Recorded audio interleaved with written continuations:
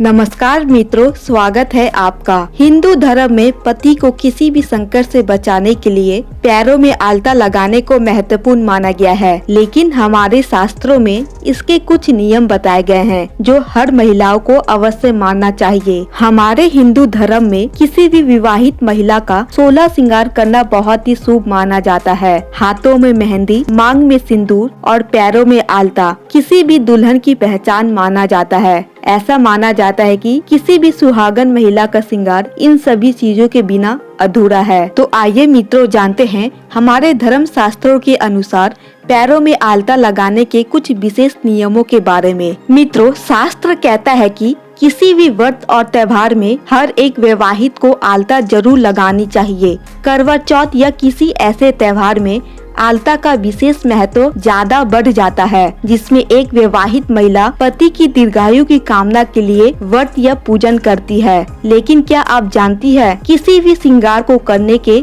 अपने अलग नियम बताए गए हैं और उनका पालन करना भी हमारा शास्त्र कहता है। खास तौर पर जब बात पैरों में आलता लगाने की हो, तब धर्म शास्त्रों में इससे जुड़े कुछ विशेष नियम बताए गए हैं। शास्त्र कहता है कि किसी भी व्रत और त्योहार में हर एक विवाहित को आलता जरूर लगानी चाहिए। मित्रों, हमारे शास्त्र कहते हैं ऐसे में यदि आप किसी भी शुभ अवसर पर अपने पैरों को आलता के रंग से सजा रही है, तो आपको भूलकर भी शास्त्र में बताए गए कुछ गलतियों को करने से बचना चाहिए। शास्त्र ये भी कहता है कि आप ज्योतिष की बताई गई बातों का पालन अवश्य करें, और यदि आप इन नियमों का पालन नहीं करती है तो यह पति के जीवन में कोई बड़ा संकट ला सकता है। तो आइए मित्रों, जानते हैं कुछ नियम और जो गलतियां करते उनके बारे में। शास्त्र कहते हैं कि 16 श्रृंगार में सबसे खास आलता को माना जाता है। यह न सिर्फ दुल्हन की पहचान होती है, बल्कि इसे श्रृंगार का एक अनिवार्य हिस्सा भी माना जाता है। यदि पौराणिक कथाओं की बात की जाए तो यह भगवान कृष्ण के कई चित्रों में भी देखने को मिलता है। ऐसी मान्यता है कि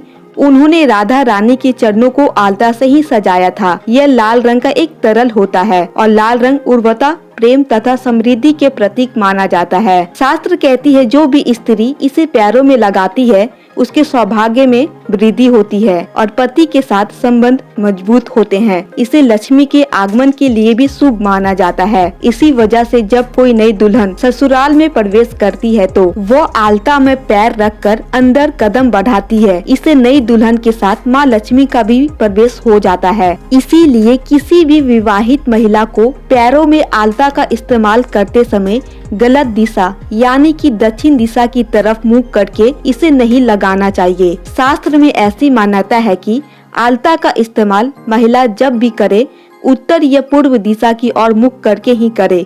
दरअसल कोई भी श्रृंगार आपको दक्षिण दिशा की ओर मुख करके नहीं करना चाहिए। इस दिशा को श्रृंगार के लिए शुभ नहीं माना जाता है। खासकर विवाहित महिलाओं को मंगलवार के दिन पैरों में आलता ना लगाने की सलाह दी जाती है। ऐसा माना जाता है कि यह दिन हनुमान जी को समर्पित है और वो बाल ब्रह्मचारी है।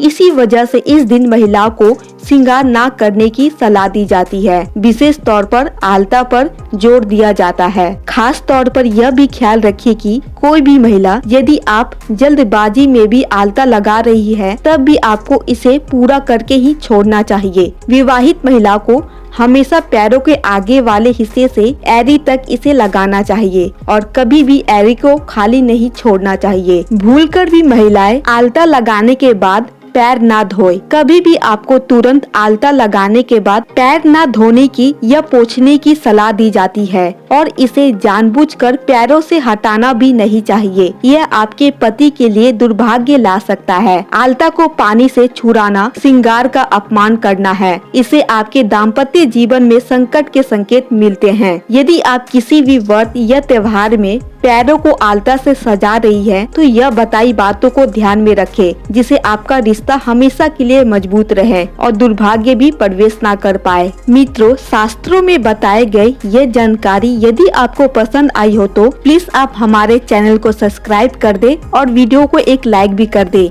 और इसी तरह आप हमसे जुड़े रहें।